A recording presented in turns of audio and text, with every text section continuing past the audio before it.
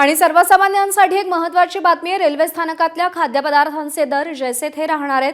खाद्यपदार्थांचे भाव वाढवण्याचा मध्य रेल्वेचा निर्णय मागे घेण्यात आलाय आणि पुढची सूचना मिळेपर्यंत आधीचेच दर लागू राहणार आहेत।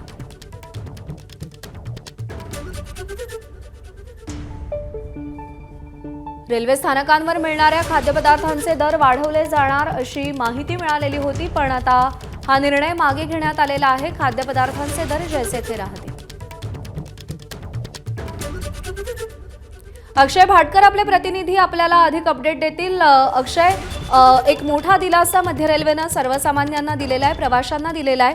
हा निर्णय मागे घेताना काय म्हटलंय मध्य रेल्वेने? सध्या तरी या संदर्भात काही कारण देण्यात आलेलं नाहीये। मात्र जो काही प्रवाशांचा रोष आहे तो ओढवून घ्यायचा नसल्याने सध्या जे नवीन दर लागू करण्यात आलेले होते ते मागे घेतल्याचं सांगितलं जातं आहे। खरं म्हणजे हे जे दर आहेत ते दर कोणती पूर्वसूचना न देता हे वाढवण्यात आलेले होते आणि अचानक हे दर जे आहे ते वाढवले गेले असल्यामुळे प्रवासी यामध्ये प्रचंड संतापलेले होते आणि 13 रुपयाचा वडापाव डायरेक्ट 20 रुपयांपर्यंत नेल्याने अनेकांच्या खिशाला कात्री बसणार होती।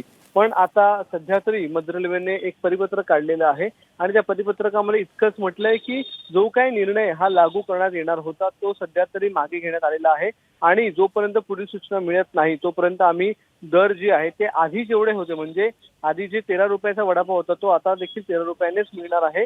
भविष्यात त्या संदर्भात जर गरज पडली तर दर जे आहे ते वाढवले जातील। अक्षय, धन्यवाद दिलेल्या माहितीसाठी। एबीपी माझा, उघडा डोळे बघा नीट।